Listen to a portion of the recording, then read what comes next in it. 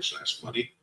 But of course, we have a great opportunity to get some one-on-one group coaching right here with Ray Higdon. So of course, without further ado, I want to get this awesome man on here.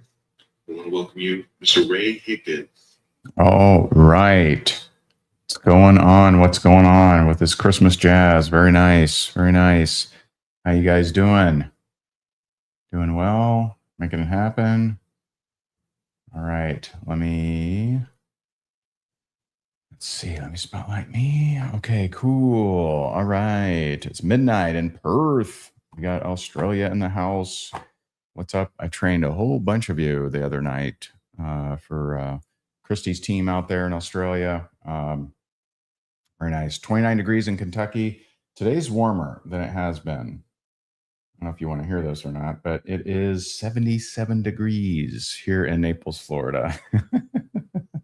That probably angered some of you. My son's up in Philly and he texted me these pictures of some white stuff. I don't know. Clear what it is. But we're having a good time here. Free Coaching Friday. All right. Awesome. So just a heads up, later today, 1 p.m. Eastern is our once a month lifer coaching. If you are a Rank Maker lifer, you may want to hop on there. That is a very intimate group of just my lifers, and we have a good time in there for sure. If you want to learn more about that, it's higdongroup.com/lifer. You get a whole bunch of bonuses. You get group coaching for the life of the program, which we've been doing it for 8 years. So, those that jumped in early got a really good deal. But we're going to go another 8 years stronger, longer. And if you want to check it out, you can at higdongroup.com/lifer. Okay. And so welcome. Excited for this. And so, yes, 2 opportunities today for coaching. We got our Free Coaching Friday, of course, and feel free to tag someone. If you're on live stream, feel free to tag. Feel free to invite someone. If you want to invite them, it's higdongroup.com/free coaching to come on to here. All right. But this is Choose Your Adventure. This is me coaching you, helping you out. And so let's start with Tammy. What's going on, Tammy? How are you? All bundled up. It's like -6. Oof. Yeah. The goal is 2026 to change the zip code for those months. There you go. All good. Quick question. If you've been with the company since inception and you see that there's patterns with corporate struggling to keep leaders and different things going on, love the product, but maybe it's going to be difficult to plug in if that pattern continues. Plug my new people in. Because I'm a seer, I see things, have knowledge. What do you recommend in that situation? I mean, it's not an easy question for me to answer because, my one kind of core advice around this sort of thing is you never want to move forward out of weakness. And so am I leaving a company because I think it's easier somewhere else? Not a good reason, right? Have I, because there's so many leaders I've met that distanced themselves from corporate, built their own fiefdom and did fine, right? And so, is that the right move? I don't know, right? And so I'm definitely not, most of the clients I've had over the years that came to me with, I think I want to leave my company, I would ask, have you really put your all into it? And I usually try to talk them out of it, but they usually go anyway. I remember when I had a COO that was just a train wreck, very smart guy, but just leaving bodies along the way and just pissing everyone off. And it just wasn't, it was a tough time. And And I reached out to a very wise friend of mine. Some of you may know him. His name's Mike Dillard. And I said, hey, Mike, hey, I'm having all these problems with the COO. And, when do you know when it's the right time to fire someone? And he gave me an answer that I still think about today. And his answer was, if you have to ask the question, you already know the answer. And so, like I did know the answer. I just didn't want to do it. Now, I don't know if you feel that strong about your question or not, but it's difficult, right? Have I put my all into it? I think is one of the important things. Like if you keep putting your all into it and then they change the game on you and then you have to start over, like at some point you feel like Charlie Brown with the football and you're like, okay, time to take my football somewhere else. And so, I wouldn't make that decision lightly. But that's something I would definitely involve. I mean, I involve, when I heard David Green, he's the founder of Hobby Lobby. I heard this one interview with him and it changed my life. And he said that his life changed when he turned every major decision and minor decision over to prayer. And so I just don't make decisions big or small without prayer. And so I would, definitely be praying about it. And if you feel strongly that the Lord's leading you away, then he's going to cover it. And he's, we're to stay in step with the Spirit and listen to him. Yeah, because I am not uncomfortable, but I know so much. So here again, I'm not attributing any success factors to that at all. I would like to stay there and build, but I also need to be. If I'm going to pull people through that system, it's got to align with me as well. I want to put them in a good atmosphere and a good environment. Can you build that environment? Can it not be reliant on corporate? I don't know. Right. But definitely, I think, if you haven't, definitely get into some prayer on that. Yeah. So Thank you. we're rooting for you. Thanks. Right. All right, let's go to Sherry. And if you're just getting on the Zoom, if you have a question for me, just raise your digital hand, hit the react button on Zoom. And if you are watching on live stream and you would like to be in the in crowd over here, just go to higdongroup.com/free coaching. higdongroup.com/free coaching. All right, Sherry, what's happening? Hey, how are you? Good.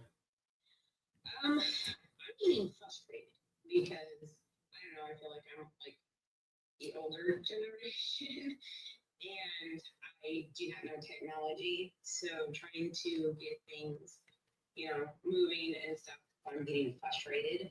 I don't know exactly, like the stories and the reels and Instagram. I'm getting help, but I'm more. I get down on myself a lot. Mm-hmm. Okay. So, a couple things. One is it never helps us to get down on ourselves, right? Ever, right? That's a non-helpful event, right? It's not helpful to us, the people we're called to serve, the people around us, our neighborhood, our community, our family. It's just not helpful. It's not good, right? I've found that if someone takes the amount of time that they spend frustrated and roll it into learn mode, they'll learn whatever they're frustrated with. And, they'll go, it's never been an easier time to learn than now. There's so many. Unfortunately, my wife did not get a handyman. Like, I don't know how to fix anything. I don't know, it's been, 20 years, but I could probably change oil. I can change a light bulb. What did I Google the other day? I forget. I watched a YouTube video that I think most guys would probably crack up at. But hey, I found the video, and I figured it out and I made it happen. And so we've never been in a place where we could learn more. And so it reminds me of in 2009 when I was in foreclosure, $1 million in debt, had been depressed for about a year. I created a psychological trigger that every time I felt bad about myself, I had to prospect. And so it was like, I was like Pavlov's dog, right? And so I'd be like, "Ooh, ooh," and I had to reach out to somebody. It was like someone rang a bell or something. And in 5 months, I was at 10,000 a month, 7 months, 40,000 a month. And because I just did a replacement game. I did a replacement of Ray feels bad for himself with profit producing activity. And I just, Ray feels bad for himself, exchanged it for profit producing activity. And pretty soon I had way more profit than I had sad face. And so now that being said, you don't have to be a technology guru. You don't have to be, but anyone at any age can learn now. You go on, what's the, either ChatGPT, hey, what's the most basic way for me to learn Instagram, or what's the most basic way for me, YouTube would also have that information if you really wanted to. Now, what I wouldn't do is I wouldn't exchange that for prospecting. I would have a bare minimum number. I'm going to reach out to 10 people, 5 people, 2 people, whatever your number is, no judgment. I'm going to reach out to X number of people. Then I'm going to spend 30 minutes, 25 minutes. You pour 10 minutes, seriously, 10 minutes a day into learning Instagram, you'll be a gangster in 30 days. I mean, you will be absolutely incredible in 30 days. And plus, if you're learning and testing, you will be absolutely amazing in 30 days. Your account will have grown, 4 to 10x. It'll just be incredible. But it's a whole lot more natural for us to be upset for 10 minutes a day, not progress. And so, again, don't have to be Instagram guru, don't have to be, the most amazing technology person or anything like that. But if you want to be, you can accomplish it in very, short periods of time over the period of 30 days. You'll get there. Getting very, I get really intense sometimes too. And I think, distance myself from the outcome is when I do prospect and people are like, sometimes I don't get anything. Sure. Somebody told me, oh, you're being rude. I mean, if you want me to review a conversation, I could, but it's impossible to prospect without negative feedback. You're going to get some. See, a lot of people, they want to get to the thankers, but they don't want to go through the haters. And there is no road to the thankers without the haters. It just doesn't exist. There is no, let me just skip past all the ridicule. Let me just skip past looking stupid. Let me just get to that stage. There is no path. The path is look stupid, get made fun of, look stupid, get made fun of, look stupid, get made fun of, stage. Look stupid, get made fun of, look stupid, get made fun of, bigger stage. That's the path. That's the only path. That's the Edison failing 10,000 times to create the light bulb. That's Dyson failing for 5 years to create the vacuum. That's Harrison Ford for 27 years before he had his first starring role. That's all the stories that we know of that we don't want to do. It's unfair. It's unjust. It's not cool. It doesn't look good. It doesn't feel good. But that's the path. And so it's taken the licks, but progressing. And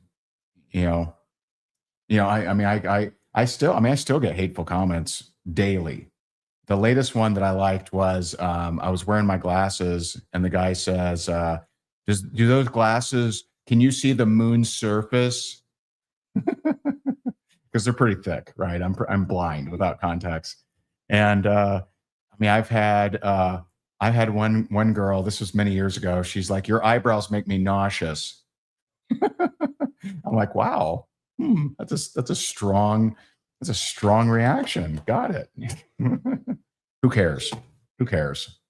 And so just, just move forward. When it comes to prospecting, it is a numbers game. You work to get better, but you're going to get ridicule. You're going to have, people that are negative. That's just what happens.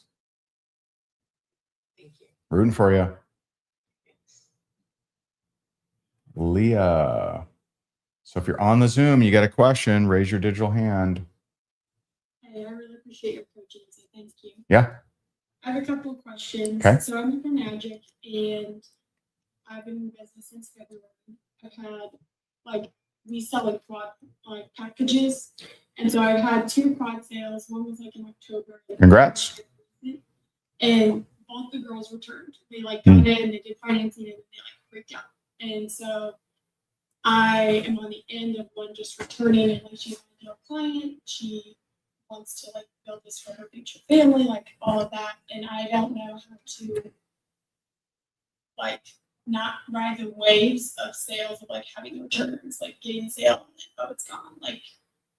I think I'm struggling a lot with the excitement, and then I hit a low and then how do I bounce back faster, and not What are the reasons?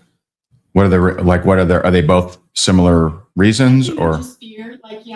do they don't tell you, or It was very just very fear based. and how quickly did that happen? The first girl, it was 4 days. This one, she was in training, actively doing it, and then so 5-6 days in, and she's I don't think I can get my money back. Okay. So what I believe is that I believe 2 things around this, right? Number one, the biggest thing that we're afraid of is the thing that we'll get over and over. And the reason that we'll get it over and over is that I think God wants us to get better at it. And so he'll allow a situation to come up over and over and over and over until we improve, because that's what's needed for our next level. Because his nature is to always grow us. That's just his nature, not to punish us, but to always grow us. And so there are some people that always get the,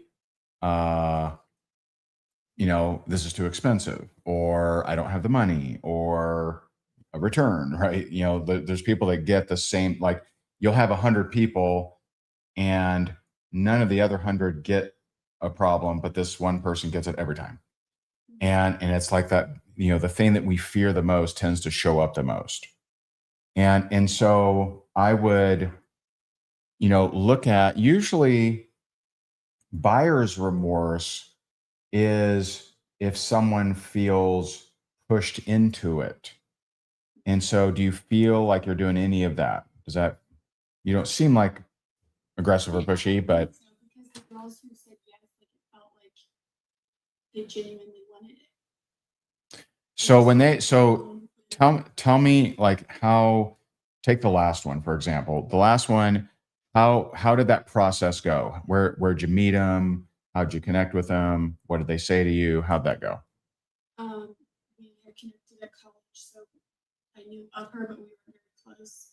She reached out to me, was like, hey, I know what you're doing. So I took it through the process, what is your goal? What are you wanting? She wants to be able to move closer to her boyfriend, not work 10, 11-hour days. So I said, great. How much do you make? How much do you want to make here? She said 5 to 10K. And then worked on the call, confirm the call, and then have her watch a masterclass, opportunity calls. She gets on the call, and then we just kind of dig in deeper.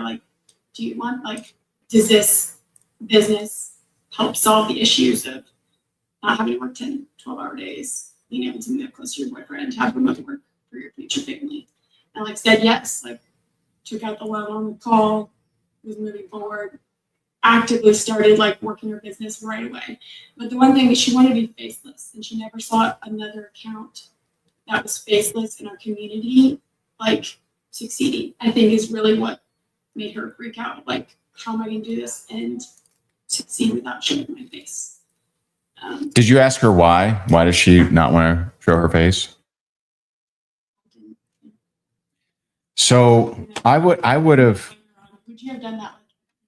pushed back a little bit. I would have pushed back and be like, why do you, like if I'll give you a similar example. If I was bringing someone on board and they said, hey, I don't want to reach out to people. I just want to market and have people come to me. I'm going to say, okay, cool. How is your current marketing? Do you currently have a large following? Do you have a lot of influence and people are reaching out to you pretty consistently? And they're going to say no, 9 times out of 10. And I'm going to say, okay, well, here's the problem. You can do it. You can do just marketing and build an organization and build a sales team, build a business, but it's going to take time. And, it's going to take you much longer if you're not willing to reach out to people, but you can do it. And if you got your sleeves rolled up and you're prepared to put in a lot of work, for, 3 to 6 to 9 months without making any money in the meantime, then, hey, I can give you a game plan. Now, to most people, they'd be like, what? Right? Because they want I don't want to do it this way and I want fast results. So if someone said to me, I'm not saying you can't do it faceless, but do I think that's harder? Yes, I do. Now, I know my AI bros would disagree or, tell me whatever, but I'm going to assume she doesn't have advanced, AI technology training and, et cetera. And so if someone said, hey, I want to do it faceless, I would be like, oh, I'm just curious why. What makes you say that? Like, why do you want to do it, faceless? To me, it sounds like they're not willing to do whatever it takes. Right? I want to do it in this particular way. And, I would just be, I wouldn't be, yeah, go ahead, go get it, girl. Like, I'd be like, well, I'm not saying you can't, but I think that would be more difficult. I think that that's going to take you longer unless you're a seasoned pro at making faceless marketing. Are you a seasoned pro at making faceless? Of course she isn't. And so as soon as I hear it, I would say that. As soon as I hear that, I'm going to bring that up because I don't want that to be just the stumbling block. I don't want this scenario to happen, right? I'm not looking to make a sale just to have it returned, and neither are you. And so, I'll give you another fun example. So if someone says to me, well, how long till I'm making big money? You ever get something like that? So if someone says to me, well, how long till I'm making big money? Now the amateur will be like, oh, well, there's this girl in Toronto that's, made, $1 million her first year. There's a girl in Australia that made $1 million her first year, right? They'll use the exception. And that's literally the worst thing to do. It's the worst. You're setting a disappointment timer. So we don't use the exception. We set the mindset. And so if someone says to me, well, hey, how long till I'm making the big money? I'm going to say, what if it takes 5 years? And they're going to be like, 5 years, right? I'm like, yeah, what if it takes 5 years? Do you have a large amount of money coming to you in 5 years? You got some rich uncle dying. You got a hedge fund being released to you. You got, like what's up? In 5 years, how are your income? How's your income? How's your revenue? How's your profits? How's your business? And they're probably going to say, well, nothing, probably worse. I'm like, oh, okay. So if you learn the skills and you grow, but it takes you 5 years to get to life-freeing income, and oh, by the way, the 5 years are going to pass anyway, would that be worth it? So I'm setting their long-term mindset. I want to watch out for disappointment timers.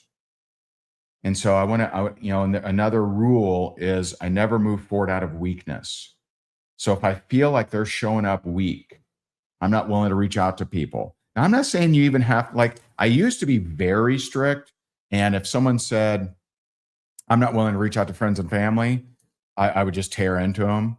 But I've learned that that's, you can absolutely build a business without doing that. You don't have to reach out to friends and family. I'm still a fan of it because it shows that you're at least willing to face rejection.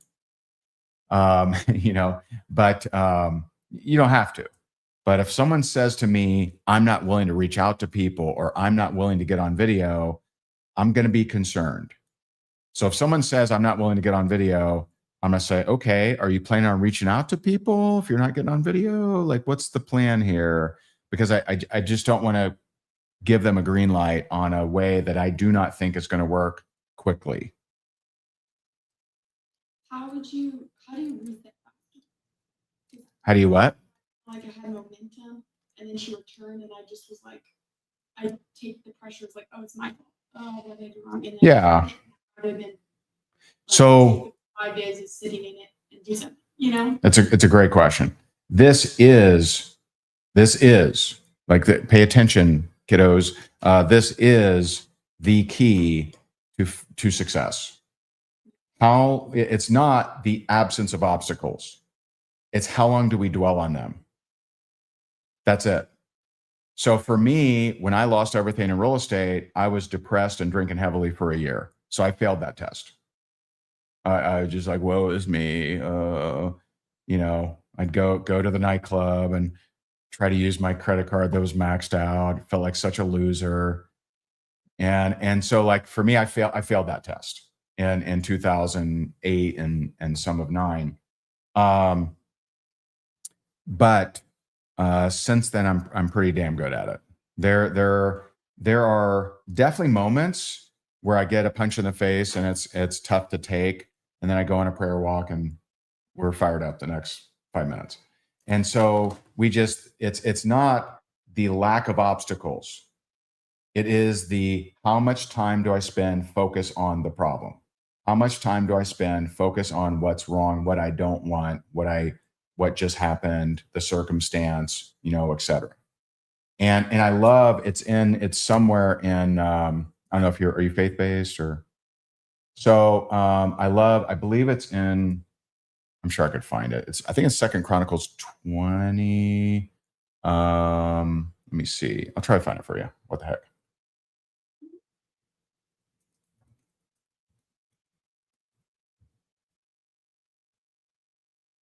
Yeah, yay. 2 Chronicles 20:12. This is Jehoshaphat, and he says, we do not know what to do, but our eyes are on you. So beautiful. And so, but what does the world do? The world stares at the circumstance. You know, our worldly nature is to stare at the problem. I can't believe this happened, right? And for me, it's okay, what can I learn from this? What can I do differently? How can I improve? And let's get back on the saddle.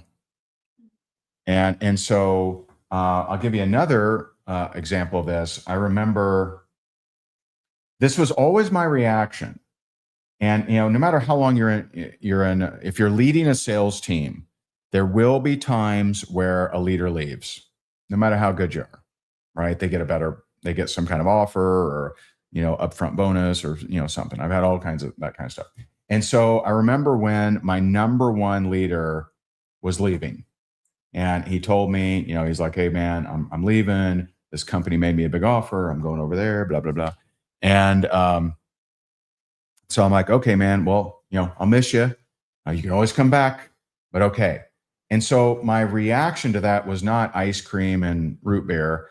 It was, I broke my personal recruiting record. So I find that it's healthy that when something breaks down, I create breakthrough, and I just focus more. I focus more on that. And I think, you know, Proverbs says, keep your eyes forward, don't turn to the left or right, keep your foot from evil. I think us dwelling on the problems, dwelling on the past, dwelling on what happened, dwelling on the circumstance, I think can lead us to just those idle hands and lead us into the wrong places. And so it's like, okay, that happened. What can I learn from it? Let's move forward. And the speed at which you do that is very, very important. Would you change Psalm 25 would you change your ideal client? Like, I'm looking for women coming out of college trying to create a business for their future families. Like, my mentor's like, they're not serious enough to like commit to the work. So she wants me to look for like young moms or whatever. You know, I mean, it's who I would look, I would go away from what do I think works, because anything you're consistent at will work. If you targeted grandmas, it would work. They'd be like, "Oh, look at this young lady. She's talking about us. Like, I love this girl." Like, anything we do consistently will work. And so instead of what works, what do I want? What do I want? Do I want moms? Do I want coming out of college? I mean, I guarantee you. I mean, my wife, when she was coming out of college, she became number one income earner, number one female earner in, you know, the company I was in. You know, we weren't, I don't think we were married yet. We were dating. And, you know, she came out of college, became the number one female earner. And so I guarantee you there are serious people coming out of college. You know, so a blanket psychographic like that isn't accurate, but, you know, you just don't know the level of desire of people, and you don't know the level of seriousness. So we do our very best in the process to help with that. But I look for weakness. I look for, you know, like I said, they want to be faceless. I'm not saying it's not possible, but it's going to be harder. Guarantee you. People connect with eyes. People connect with faces. It's going to be harder. And, you know, if someone says they're not willing to reach out to friends and family, probably going to be a little bit harder. If they're saying they're not willing to reach out to anybody, going to be harder, much harder, going to be slower. And so I'm just not going to say, "Okie doke, let's do it." I'm going to say, "Oh, just so you know, you can do it that way."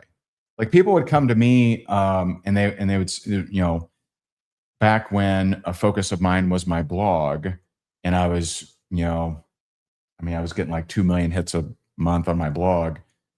People would come to me and be like, "I want a blog."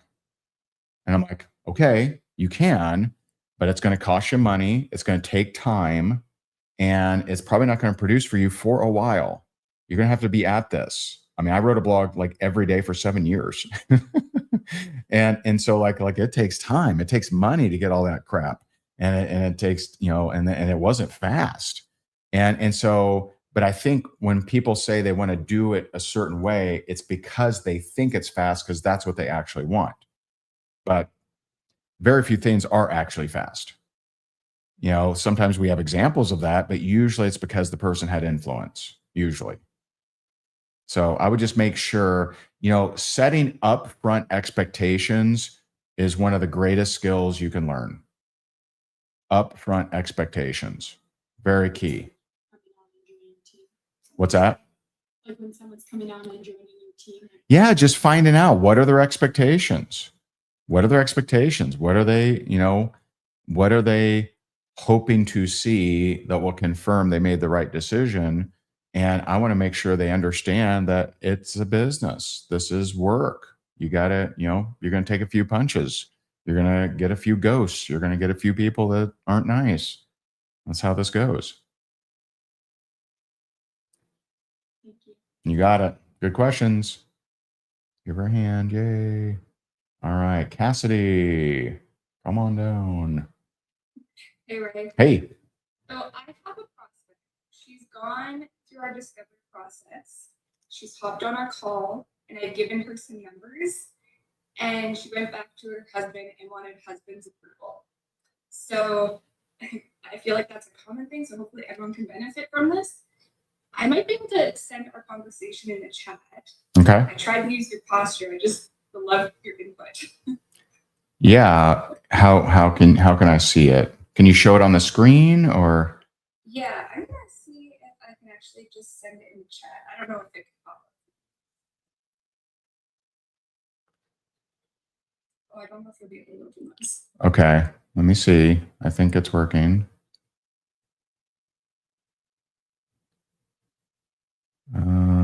Oh, okay. All right.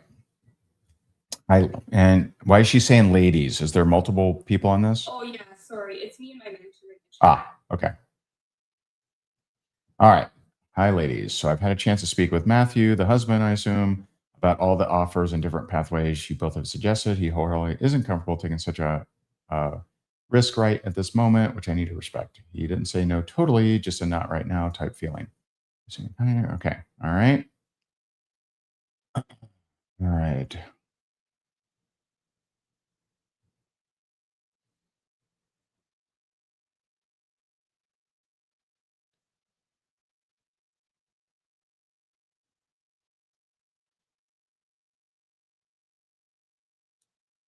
Hmm.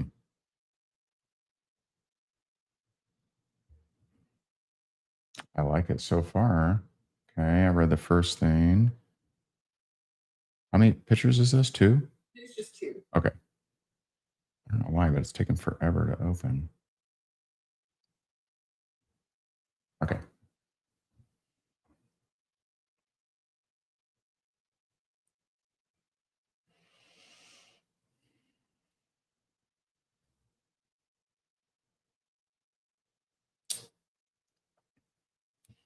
Okay, let me go back to her first.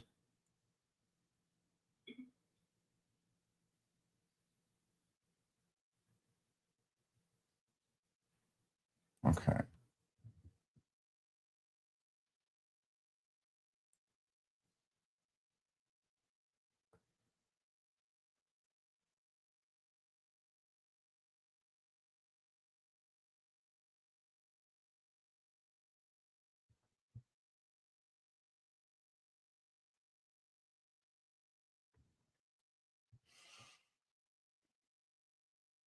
I'm just reading your.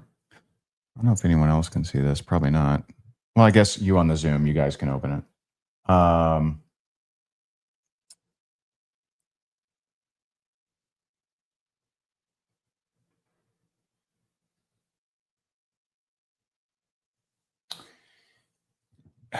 So I don't know if it's indicated any earlier. So your language is strong. That's very, I mean, I think that's very postured, very powerful. It could be a shade softer, like toward the end of the first response. It's just taking forever to open. Okay. Oh, I opened the wrong one. Hold on.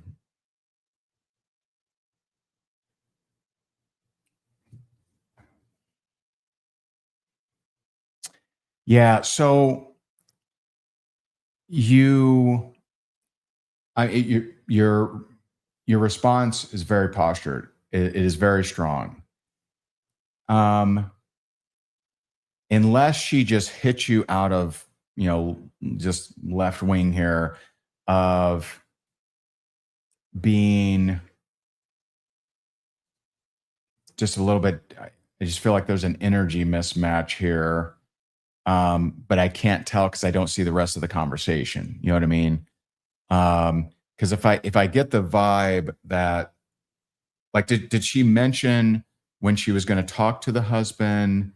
Like I would have analyzed that language there, and I may have softened this up a little bit because it's I mean, this is pretty darn close to what I would say.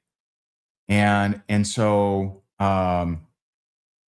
that last part could be a little softer where you say, hey, and you could do something really cool with, or you could have done something really cool at the end of that where you say, hey, if you've decided this isn't a fit, that I totally get.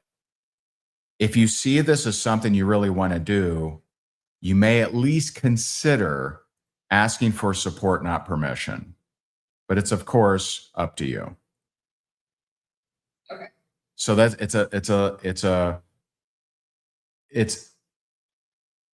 it's a little softer ending, and it's actually a little bit more, I don't want to say postured because yours is very postured.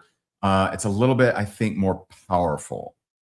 Like, like when you're willing to walk away, like when you're willing to say, hey, it may not be a fit for you, when you're willing to say, hey, if you've decided this just isn't a fit, that actually it's very powerful. And so I think that would have been a little bit better, but it's hard to say without seeing. If I've seen her edify her husband 50 times in the conversations, then I'm going to have a little bit different posture in that response. And now the second response, I would not have responded, this way. Okay, so she says, so for me, is she leaning in or pulling away? I think she's pulling away. For sure, 100%, right? There's no doubt, right? I get that, but that's not the way our marriage operates. Right? Like she ain't, she's like, that may be cool for you, sister, right? So we're gonna assume that, she's pulling away. And so I would have said, hey, I am pretty tied up with prospects and meetings. If it's easier to cancel our call, let's go ahead and do that. I'm going to pull. I got a match, and I know that we don't want to cancel the call. I know that, right? No one ever wants to cancel the call, but sometimes, if they're pulling away, I have to have a way of pulling away. I can't say, well, just get on the call, right? I can't, my foot's in the door, I can't, I have to match that energy. And so if she's saying that's not the way our marriage works, okay, got it. Hey, if this is something you've decided that you're just not going to move forward with, just, let me know. We can cancel the call. I have a lot of calls to get back with. I'm here to support you, whatever your decision. That makes a lot of sense. That's probably the angle I would have taken. But I will say that is one of the most postured responses I've ever seen. So kudos, because you do more of that, you will close more sales. Most people are very terrified to speak that way. Yeah, I'm holding my pants waiting for Yeah. And so, if she hasn't responded, which I wouldn't be surprised at all, because when they pull away and we lean in, usually that's the recipe for ghosting. That's usually the, she's trying to get me. Right. And so if she hasn't responded yet, I would shoot one across the bow and just say, and hey, by the way, I'm pretty slammed today anyway. If you would prefer to, should we just cancel the call? Just let me know. Rooting for you either way. Like I think that would be a better kind of counterbalance there. Again, all of this stuff is just going to increase your chances of closing. But if someone's absolutely determined they're not going to join, you're not going to close them. So, cool. Thank you. Yeah, you got it. Good stuff. Okay, Nicholas, happening. What's going on? Hello. Hey. Yes. Yeah, so I wanted to ask a question. I'm in the container for an Enagic with you, the 3-month container. And on the first I'm doing 3 of those right now, so I don't know which one you're referring to, but yes. Just last month's call, we spoke briefly in the beginning about how we're going business to business. Okay. Talking about the water machines to Got it. GM owners, Yep. studios. So at first, my process was I'd go in and I would essentially quickly gauge interest and then set an appointment for me and my girlfriend, who's my business partner as well, to go in physically in person and go over a slideshow business proposal on the numbers of the packages they could come in with, ROI, how much they would make off water membership, blah blah blah, and going over everything. I feel like that was me leaning in too hard right in the beginning and trying to get these busy business owners give me an hour and a half of your time in the next 3 days. Oh yeah, man. Oof. And so it wasn't going very well for me. Yeah. So I started to watch some trainings on business to business because I used to do door to door and they're 2 completely different animals. Right. So I've tweaked my process into now I'm still going in person. I'm quickly having a conversation about hydrogen water, how I want to implement it into their business, vaguely, how I'm going to get this water in and generate additional stream of revenue. And then I kind of pull back where I'm like, look, I don't want to really go over this right now. You're super busy. I'm super busy. I want to just refer you to the website, which is like an informational resource that we put together for you to look it over the next week, give you plenty of time, and then schedule a phone call to follow. So I've scheduled 4 phone calls this week.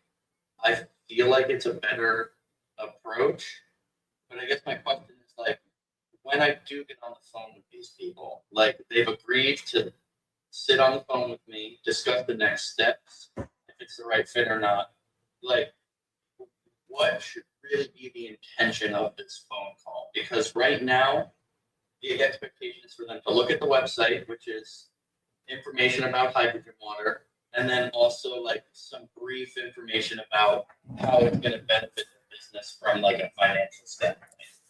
So granted that they look at the website And what's the days in between, or what's the timeline in between? You visit and you get on a phone call when? so I went scheduled this week, Monday to Friday, are anywhere from the 23rd, which is like Tuesday, in 2-3 days, and then I have a couple more the first week of January. So like 2 to 3 weeks, or 1 to 2 weeks. Sorry. I mean, I just think that's an eternity. You know, I think that's a very big difficulty. You know, a million things is going to happen in a local business in a few days or a week or longer. I think that's a very, you know, long period of time. So first of all, you know, the approach, okay. You know, your company's been around 50 years. I'm positive you got to do some work, but I'm positive you can go. I'm sure I gave you some kind of advice like this before, but I would want to go and I would build an evidence manual. And an evidence manual is how businesses just like them have made a profit. Businesses just like them have increased membership, traffic flow, money, revenue, passive income, whatever, right? And so, you know, the evidence manual would have, you know, I'd be going in, hey, and this is your area you live in, I assume. Yeah. Okay. So, hey, I'm the rep in this area, and I'm going to gyms, and I'm just showing them a way to make additional money. Do you have 4 minutes for me to go through this very quickly on how you can make additional money from your membership without changing hardly anything? They're going to say, go on. And you're going to say, okay, well, this person in San Diego, California implemented it and they started making an additional $10,000 a month. This person right here. And so I'm going to flip, you know, 4 or 5 super fast, hard hitting benefit. Okay. And so, you know, some rules of sales is you sell the destination, not the transportation. Right. So when I bought our honeymoon for Fiji, they told me all about Fiji. They told me all about the over-the-water bungalow with the plexiglass floor. They told me all about the scuba diving and the Tony Robbins resort. And they told me all about that. And they didn't tell me what plane we were taking. They didn't tell me what the seat was made of. And so where the mistake is, you'll usually go and say, yes, it's hydrogen water, and the hydrogen water is this and this and this, and then the ionized and the electrolyzed, you know. And so they'll go and they'll explain what it is, not what it does. They'll explain the transportation, not the destination, right? What's the destination? What does the gym owner want? More money. They want more money. They want more members. They want more traffic. They want brand recognition. Like, that's what they want. So we have to talk about what do they want. And this is just a microcosm. Everyone on here, you know, you don't have to be, this is what every human you talk to, they're thinking in their head, what's in it for me? You know, will this get me what I want? And so we have to think that way. So it's not about what it is, it's about what it does. Destination, not transportation. And so that's how we're going to initially get their whatever. And, you know, for me, I'm going to assume if they look at the website they're probably not going to spend much time on it at all. And so if I'm going in, I think a smarter way to do this, I'm not saying not to go in, is I would either, I would first attempt, like what's the lowest energy expenditure that will get me through the most numbers? So I would first attempt phone calls. That'd be my first attempt, because I know I've done it. I've made 450 calls in a day. And so doesn't mean there probably aren't 450 locations in your area that you could call, unless you're in like New York City or something. And so, but I'm going to call and I'm going to say, hey, we help health clubs just like yours make more money. Here's one in San Diego. Here's one of this. Here's one of this. We're running an infomercial webinar tonight only. It's at 7 p.m. Eastern. Is that something you would like me to invite you to? So to me, I would, I would first attempt calling. And if I just exhaust that practice and I'm like, no, I'm just not getting past the gatekeepers or, whatever, then, okay, I would go in, but I would be inviting them to a group thing. That way I can go to, 15 different places, invite all to the same group thing. If one shows up, not that big a deal. It's fine. And so that's what I would just look at. How do I do this more efficiently? But I feel like even if you do it efficiently, but you're not leading with benefit, it's still not going to work. And so we got to lead with benefit. That's a must. Our tactic can vary, but that would be what I would attempt. I definitely would not do hey, 4 days from now, let's do a call, because they will absolutely have forgot about me. Yeah. What, if I'm gathering this correctly, like what I would do, at least to continue going in person, like maybe come with with these like beneficial testimonials. I mean, me doing it, or I would just, maybe I'm old school, I don't know, but I would, you guys sell a high ticket thing, right? There's high profit in it.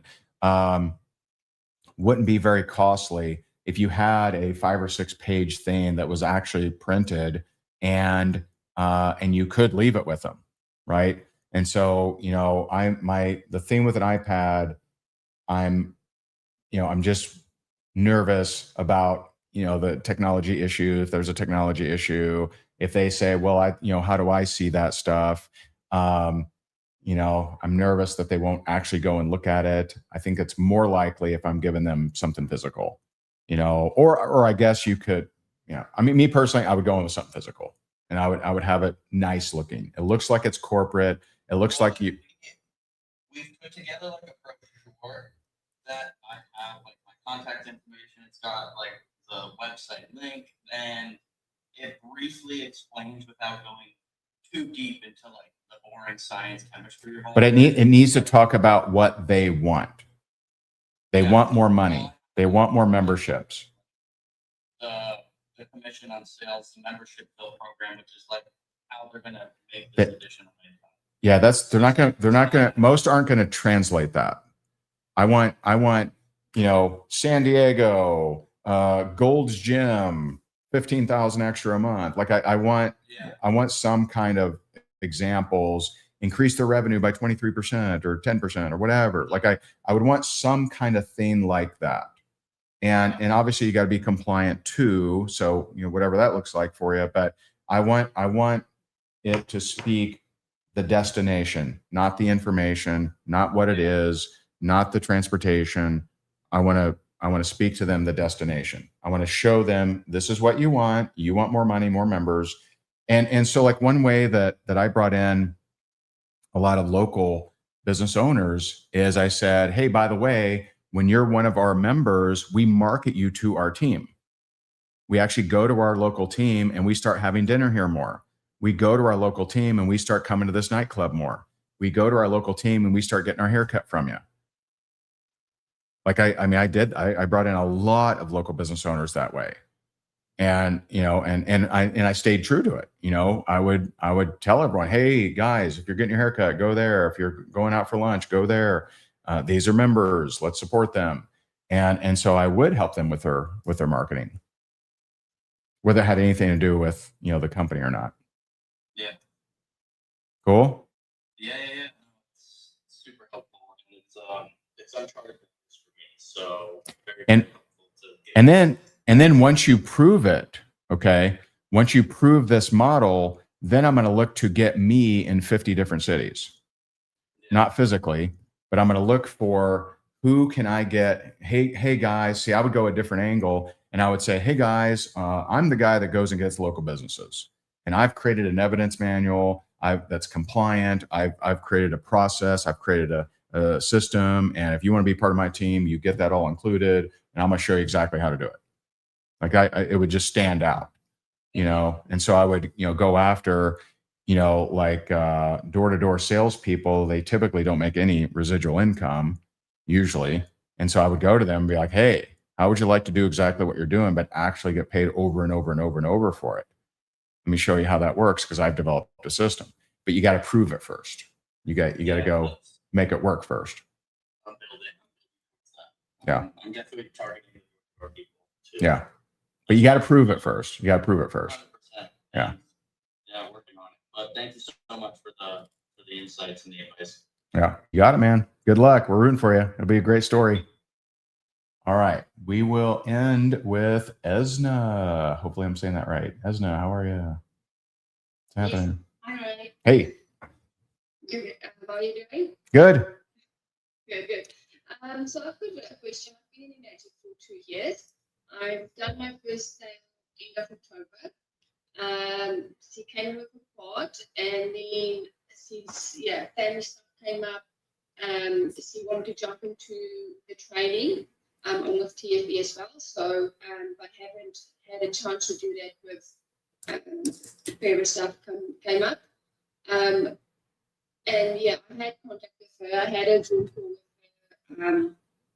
But she said, just give me some time and I'll let you know when I'm ready. What do I do? So, and it was recent or when? Yeah. She bought a podcast. Oh, she already bought. Yeah. So yeah, for mentoring, I had a Zoom call with her after she bought, and had read through like where to find the training in the platform, and then yes, she said she will do the mentorship, and but didn't go into it, and then family stuff came up. Dad got sick. She followed me for 2 years, so I feel like it's been a long journey with her, and it took me like a year and conversation and following up until she bought. So do I just wait till she reaches back to me now? So- in between. Yeah. So this is a little, it's trickier. And I talk about this in my leadership book on Amazon, this kind of thing. So just so everyone understands, this is not a prospect. This is someone who bought, right? So she's in the organization. And so we want to be very aware of our reach outs to people in our organization, because what we don't want to do is create disappointment or make them feel like disappointment. So when an upline reaches out to someone and they say, hey, how you doing? It's translated as, when you going to do something? Mama needs some new shoes, right? So they immediately like, oh crap, I'm blowing it. I'm a disappointment. I'm a loser. Like, oh God. And no one will pay to feel like a loser. No one will pay to feel like a disappointment. So you'll find them shrink away. They'll leave the team. They'll disappear, and they'll never tell you why. And so we got to be careful with that. Now, a prospect, that's different. We got a different angle, for that. And so for someone in the organization, we want to find a way that doesn't seem personal to reach out to them. So we want to do it with some kind of update. Okay. Some kind of thing that sounds like you're just going through the organization and reaching out to everyone, not just them, the disappointment. And so it could look like, hey, hey, whatever, Vanessa, hey, Vanessa, just reaching out to you. I don't know if you have any interest in it at all, but we're actually going to do a January contest. I want to give you a heads up. If you'd like to run with us, awesome. If not, totally cool. We love you. We appreciate you. I know you're dealing with some family stuff. We're here for you whenever you want. And so I'm calling not to say when you're going to do something. I'm calling because there's something coming up. I just want to make you aware, and I'm just making my rounds. Now, I may not be making my rounds, but I may just be using that to contact that person. Now, the second level of this is if someone comes to you and they want help, okay? And so you want to tell them, go do this, report back in. Go do this, report back in. And so that could be, go watch the welcome, the fast start, go watch the onboarding, go watch the training we did last Monday, go do this, report back in. It could be, go prospect 5 people, report back in. And so the question that people will have is, well, what if they don't report back in? Well, you don't nag them. You don't chase them. You don't beg them. You don't bug them. You don't say, hey, you said you'd be, right? You don't do any of that stuff because that stuff doesn't work. It makes them feel like a disappointment. And so culture is the allowing of people to feel good regardless of their level of desire or level of result. So we don't want to say, hey, you said you do, we don't want to do that. We want to, they know that they didn't reach back out. We don't need to remind them. We don't need to wag our finger at them or shame them, right? It's always up to them. They want to come back. And so we can do the same thing with them after a little bit of, hey, I'm just reaching out. Just wanted you to know we got a contest, or we got a new flavor, or we just launched the tub filter, whatever, right? And so we can hit them with an update that makes it sound like we're doing our rounds, but we don't want to say, hey, what's going on? How can I help? What are you up to? How goes it? Because all of that sounds like, why aren't you performing? Yeah. Does that make sense? It does, yes, thank you. Yeah, good stuff, good stuff. And just remember, I talk about this in the leadership book, the best thing you can do for your team is build a new one. Doesn't mean ignore the existing. It means just be in that energy of bringing new blood into the organization, because we don't know if it's someone else that's going to inspire our team. We don't know. And so the healthiest thing you can do for your team is not train them all the time, but bring new blood in, bring new people in. Don't ignore the existing. They're not stepchildren. You love them too. You'll respond to them anytime they reach out to you, but bring new organization in. Don't sit there and turn into like a lifeguard, right? Hey, when you going to do something, right? Don't do that. Keep bringing new blood in. Cool. Thank you. All right. You got it. Very nice. Well, if you guys want to continue the conversation, we're going to be back here in about an hour, not here, but we're going to be in our once a month lifer coaching. That is for our RankMaker lifers only. We have a lot of our leaders that are in there. If you want to learn more about being a lifer, you can go to higdongroup.com/lifer, higdongroup.com/lifer. And we're going to do another round of coaching only for our lifers. We do that once a month, and we have a good time. And so I appreciate you guys so very much. If I don't talk to you, Merry Christmas. I hope you have an amazing holiday season. I hope you have a great weekend as well. All right. So God bless you, and I'll talk to you soon. Bye for now. Bye, guys. See you. All right. Later.